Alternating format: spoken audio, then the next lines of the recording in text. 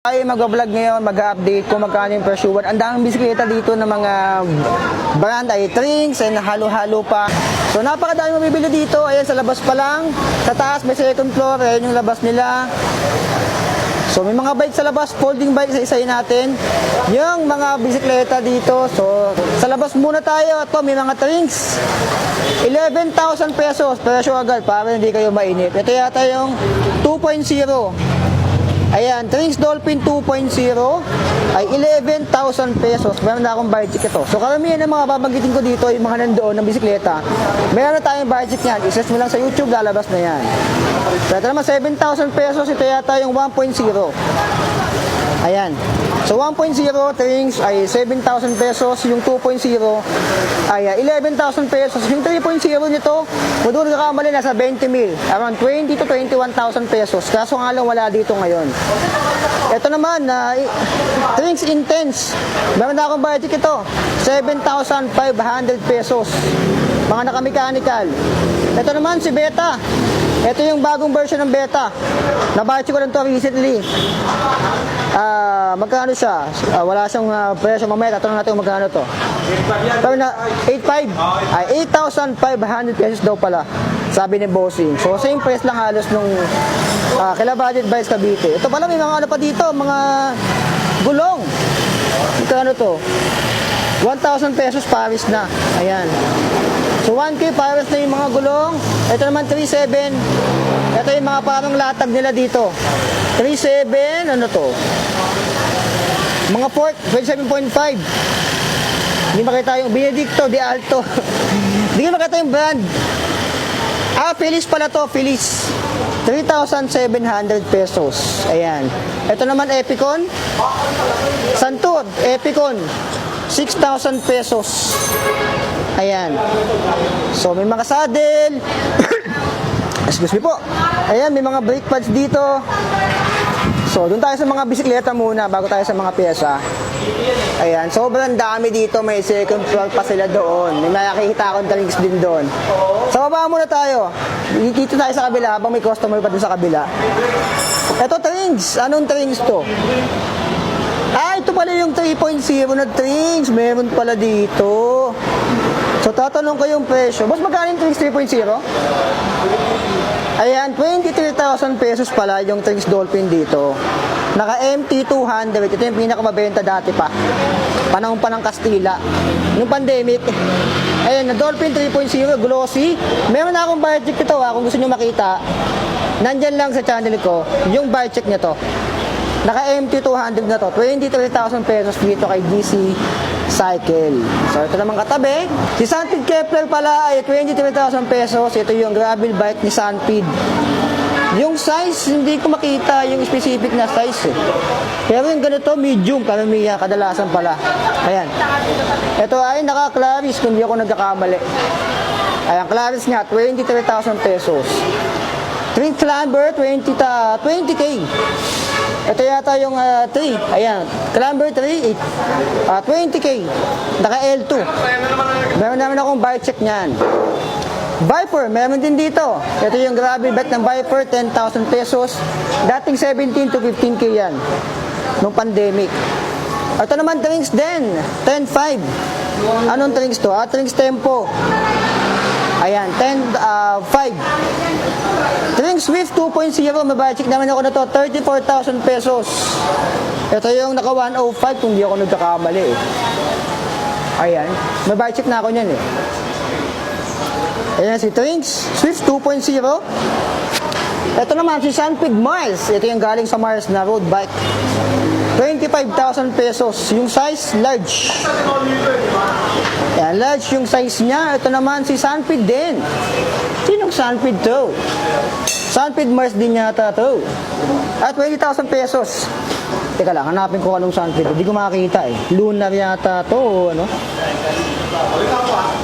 Naka-60 na pala to. Okay, 20,000 pesos. Kasi hindi ko matandaan. Hindi ko makita kung ano yung Sunpid to eh. Ayan. So, 20K siya. Mamaya malalaman natin kung anong Sunpid. Babalikan ko na lang. 27,000 pesos naman to. Sinong Sunpid to? Charon pala. Ito yung Charon, 27,500 pesos. Boss, anong sunpid to? Ito? Lunar. Sabi na lunar eh. 20,000 pesos, si sunpid lunar pala dito. Ayan, mostly mga large and medium. 27K naman si Charon. Itong Pathfinder, 12K.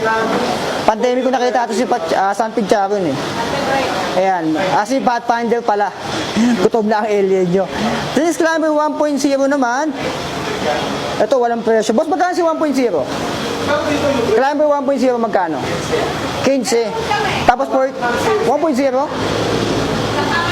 Yung 2.0, 13 kasi 14 to eh. Okay, 1, 2, 3 pala to. Ayun pala. 13K si 1.0, 14K si 2.0, 15K naman si 3.0 ng Climber. Ayan. Yung kaibahan niya, may mga buy check na ako ng mga alien. Nandyan lang sa aking YouTube channel. Trinks Tempo 1.0, 10K naman dito. Ito naman Trinks din.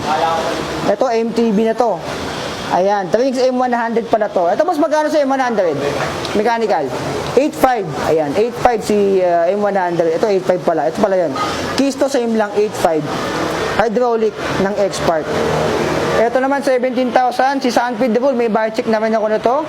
17,500 pesos. Ito, Sunpid 1 naman ay 13,500 pesos. Ito naman si Fuse, 9K. And hydraulic na rin siya dito. So sa kabila tayo, bago tayo magpunta sa mga pyesa. Sa mga pyesa-pyesa. Ito si Beta ha. Sino Beta to? Beta. Beta Bell? Beta Bail. 18.5 pala si Beta Bail. Yan, may basic naman ako na to, naka-zoom. Ito sa Beta Bail Tail, kung ako nagkakamali. Ito naman si Q189. Ito mas magkano siya? 12,000. 12K naman si Q189 dito. Naka-RSX na rin. Ito naman 10K si Majes 100. Ito yung naka-hydro ng RSX. Kisto. Ito si Kisto. Sinong Kisto to? Tingnan natin Sinong Kisto to? Extreme. 19? Magkano siya? Tama ba to? 19.5? 10.5 pala. Ayan, Kisto Extreme pala isa 10.5. X-Park. Ito naman si Trinks X1. Ayan, 18,000 pesos. May buy check namin ako nito. Ni Trinks X1. Ito si DBY. Meron na akong buy check ito. 1,300. 17,000 pesos. Ayan, yung mga binabagit ko dito, nasa YouTube channel ko lang yung mga buy check niyan. Sunpid 1 naman, 11.5. Ito yung pambabae din. Ayan may pagano siya dito. Small size. 13K naman si C500 ng Phantom. Naka MT200. Pwede na to, MT200. Phantom 1x. Pwede na. Palag-palag na rin. Ito naman si C700. 15K. Naka X-Part na rin. Ito naman 16K si Charles Jerry. Mabayasik namin ako na to. 16K. Ito naman B1200 isa 15K naman. Naka-Alivio and MT200. So sobrang baba na ng mga bisikleta ngayon Ito yung pinakamabenta ng pandemic, si Kisto Conquest.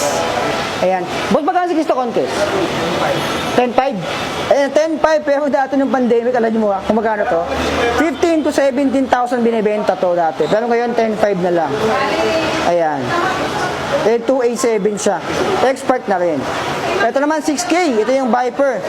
Viper Ignite na budget. Combo shifter. Phantom X XC3 16.5. Ayan, may bar check namin ako nito. DBY, meron din. Naka-expert din pala to. Ito naman RSX yung hydraulic. 14K si X1. Ayan. Ito yung glossy. Ito pa yung X1 doon. 16K naman si Trinks. Sino to? Majes 1100. 16K. Ayan. RSX na rin pala to. Tapos 9,000 pesos naman itong Jackal na Himalayas. Ang MTB ng mga taong layas. So ang brake ng mga taong layas. Kisto Conquest Elite naman. Kisto Elite pala 11.5. Kisto Elite pala to. Ayan, naka L2AX. 12 speed yata ito kung hindi ko nagkakamali. Ito yung isa pa sa mabenta ni Kisto. Ay, 11 speed. Ayan. So, 16.5 naman. Itong, Kisto din to. 12 speed. Si Kisto, sino tong Kisto na to? X70. Ayan, may bar check naman ako na to ni Kisto X70. Ayan. And meron ditong trings. Etong trings na to, ma-adjust din yata to, no? 114. Tapos magkano? 8.5? Ayan, 8,500 pesos. So, yung mga bisikleta muna, ito cover natin ngayon. Ibubukod ko na lang yung mga pyesa. May mga gulong, may mga fork doon, may mga saddle, mga handlebar, para hindi naman umaba yung video. Mga ano na lang muna, ibubukod ko na lang. So, puro bike na lang muna tayo sa video na to. So, abangan nyo yung next post ko. Ang daming ano dito, mga Shimano. Ito yung mga Shimano dito. Isa-isayin natin to dito. Bubukod ko na lang para hindi naman umaba yung video natin. No? Ayan. So, ayan, bubukod ko na lang to mga alien para hindi naman ganun kahaba. No? So, ano masabi dito mga alien? Kung gusto nyo puntahan to, dito lang yan sa Quiapo. Napakadali yung puntahan. Ayan, kasi baka mas umaba yung video natin sa mga ano. Ang daming kamang dito. Baka umabot ng 30 minutes pag hindi ko natito. So ulitin ko, nandun lang yung simbahan ng Quiapo. Ayun. So tatawid lang kayo sa kabila doon. Siguro bubog ko rin sa taas. Ang dami pa doon. So yan muna mga alien. Like, comment, share, and subscribe. So be it. I love you all. Signing up.